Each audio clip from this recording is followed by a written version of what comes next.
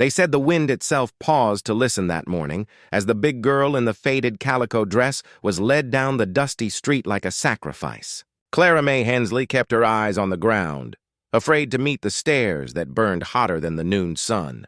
Her mother's hand gripped her arm too tightly, dragging her forward as if to hurry shame out of sight.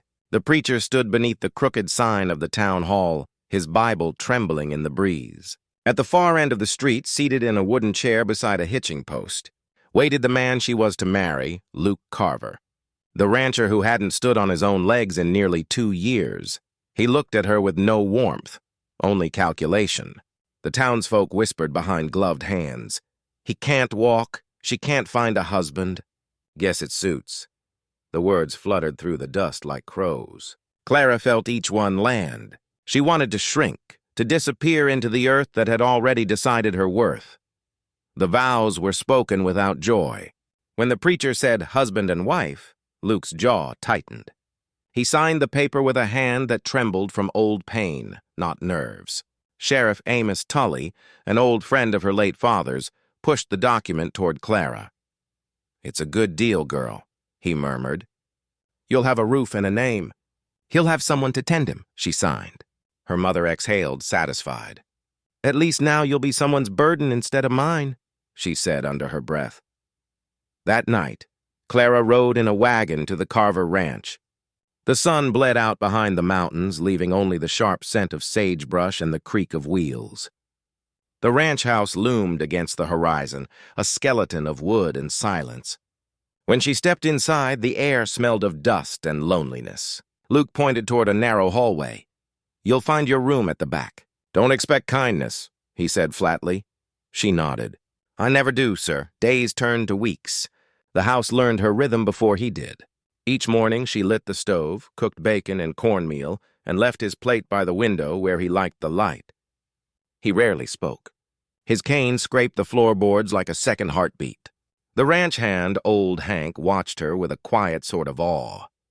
"Girl's got backbone," he muttered one day as she hauled a water bucket twice her weight. Luke spent his days at the corral giving orders from his chair, eyes hollow. He'd been thrown from his best horse the previous winter, the bones never healing right. Pride had broken deeper than his legs. When Clara first tried to help him with his boots, he snapped, "Don't pity me." She looked up at him steadily. "Then let me just do what I was brought here to do. Take care of things that still breathe." He said nothing. But later that evening, when her voice drifted from the kitchen, low and melodic as she hummed while scrubbing dishes, he found himself listening. At night, she read an old book aloud in the lamplight. She never invited him to listen, but her voice reached him anyway, threading through the house like smoke. The words softened the hard places inside him he thought long dead. One afternoon, he fell. His chair had tipped when he tried to reach for a tool. Clara rushed in, her hands steady and sure, helping him back up. His breath came ragged, not from pain, but from humiliation. "You should have left me there," he growled. She met his eyes for the first time. "And what kind of woman would that make me?" After that, something unspoken changed. Then came the storm. The sky cracked open with thunder, rain lashing the roof until water poured through the old boards. Without a word, Clara climbed onto the roof with hammer and tar, her dress soaked through, her braid plastered to her neck. Hank tried to stop her, but she only smiled. "If the roof falls, we'll all drown in pride," she said. From below, Luke watched through the window. Pride burned in his chest, not the bitter kind he'd known, but the aching, humbling kind that makes a man want to be better. When the storm finally passed, gossip found its way up the hill. Hank mentioned it idly. "Town's laughing again, Luke, saying you married the Hensley girl out of pity." That night, Luke's anger spilled over. "You like folks laughing at us, do you?" he barked as she mended his coat by the fire. Clara didn't flinch. "Let them laugh, Mr. Carver. I've lived through worse than words." He looked at her then, really looked. The firelight caught her face, wet hair curling against her cheeks, eyes calm as winter ponds. For a long time, he said nothing. Hours later, when she fell asleep by the fire because her small room leaked, he rose quietly, dragging his cane, and placed his old wool blanket over her shoulders. For the first time in years, Luke Carver didn't feel like the broken one in the house. Spring came slow that year, as if the earth itself was reluctant to wake. Snow melted off the pines, and with it, something inside Luke began to thaw. The mornings no longer felt empty. When Clara set the table, he found himself waiting, not for food, but for her voice, her soft footsteps, the sound of her humming as sunlight spilled across the wooden floor. One morning he spoke first. "Sit," he said, motioning to the chair across from him. She hesitated, surprised, then obeyed. The silence between them stretched but didn't sting. They ate in peace, and when she reached for the coffee pot, their fingers brushed. Neither spoke, but both felt it, the quiet tremor of something beginning. Luke began to notice the world through her eyes. The rhythm of her care stitched the broken pieces of the ranch together. Horses fed, fences mended, flowers planted by the window where his mother's roses once bloomed. He started spending his afternoons outside, letting the sun touch his face again. From the porch, he watched her lead a wild mare to water, her hand gentle, her patience endless. No man in town could have tamed that creature, but the mare followed her like a child. Later that night, Luke found a note left on his work table in careful handwriting. "The roof holds now. The house feels less empty." He folded the paper and kept it in his pocket. By the time the first buds appeared, gossip from town found its way up the trail. Josie Bell, the blacksmith's wife, rode by to check in. She brought a pie and poison in her words. "They say she only married you for what's left of the Carver land," she whispered, eyes gleaming. "Can't blame her. A girl like that, she wouldn't find a man otherwise." Luke said nothing, but her words lingered like thorns. Pride and shame, his oldest companions, woke again. That evening, as Clara sat mending a torn sleeve, he broke the silence.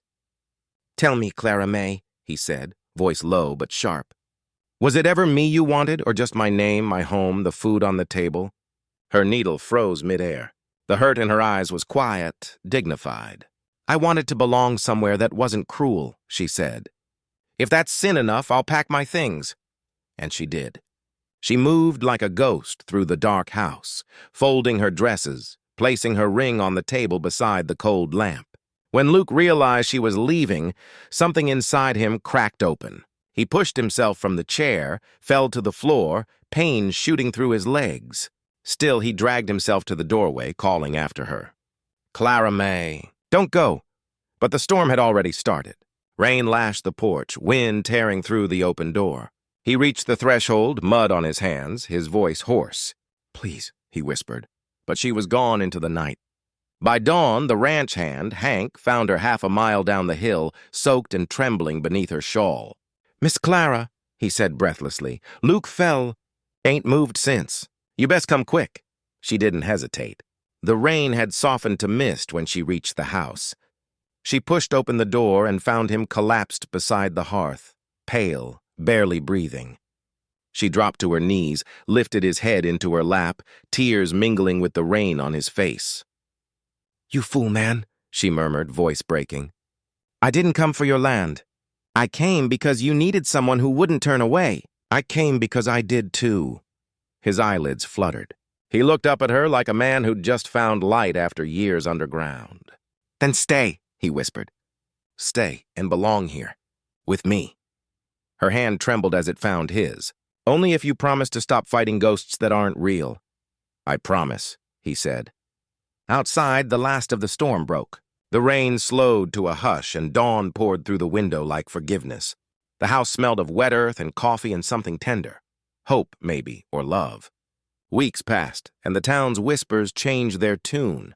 They said Luke Carver could walk again, leaning on his cane, the woman beside him laughing as she brushed dust off his coat. They said the ranch looked alive, that music and light came from its windows at night.